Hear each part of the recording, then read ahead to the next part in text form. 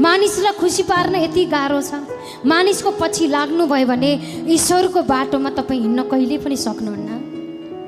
संसारको सबै त्याग्नुभयो, धन्य हो त्यो मानिस जसले मेरो खातिर समाजलाई त्याग्छ, भाइ बन्धुलाई त्याग्छ, इष्टमित्रलाई त्याग्छ, घर जग्गा जमिन त्याग्छ, त्यसले डबल गरेर मेरो तर्फबाट पाइसकेको छ भन्नुभएको छ। त्याग्ने मन गर्यो भने त्याग्नु पर्दैन, फेरि बनी आउँछ। त्याग्न डराउनु भयो भने डराएर ईश्वरबाट बरु तर्किनु भयो भने भएको पनि सबै खोसेर तपाईँलाई रित्तो र नाङ्गो बनाइदिन्छ। मेरो लागि ईश्वर नै हुनुहुन्छ।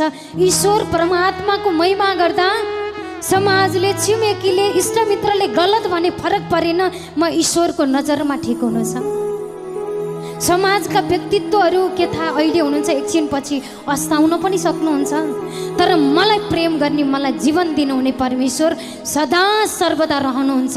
उहाँको पछि लाग्नुपर्छ, उहाँको महिमा गर्नुपर्छ, उहाँको प्रशंसा गर्नुपर्छ, उहाँको वचन भएर चल्नुपर्छ। यो मन बनाउनु भयो। 1000% पिताजीले तपाईँ हाम्रो लागि साँचेका आशिषहरू एक एक गरेर पिताले आफ्नो पोल्टा खोलेर तपाईँ हाम्रो अगाडि, तपाईँ हाम्रो झोली भरेर परमेश्वरले दिइसक्नु भएको छ।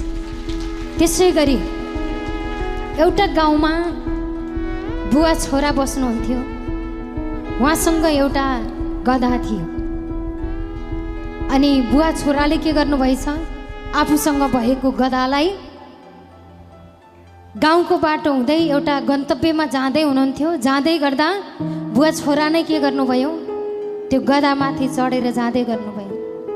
जाँदै गर्दा छरछिमेकी मान्छे 4-5 जना निस्केर खिल्ली गर्न लाग्नुभयो, खिल्ली उडाउन लाग्नुभयो। हेर हेर, यस्तो अबोध पशुलाई 2 जना यस्ता मानिस बसेर यस्तो दुःख दिएको भनेर खिसिट्युरी गर्न लाग्नुभयो।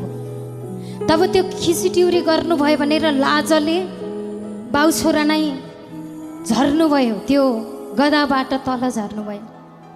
तल झरिसकेपछि अनि त्यस पछाडि बुवाले यो निर्णय गर्नुभयो, छोरा तिमी चाहिँ गधामा चढ, म चाहिँ पैदल यात्रा हिँड्छु, साथसाथै हिँड्छु भनेर लाग्नुभएछ।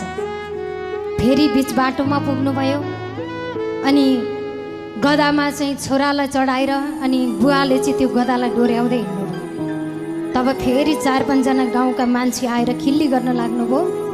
यस्तो बुढो बाउलाई चाहिँ हिँडाएर, यस्तो बुढो बाबालाई चाहिँ हिँडाएर, कस्तो निर्दयी छोरा, आफू चाहिँ गधामाथि चढेको छ।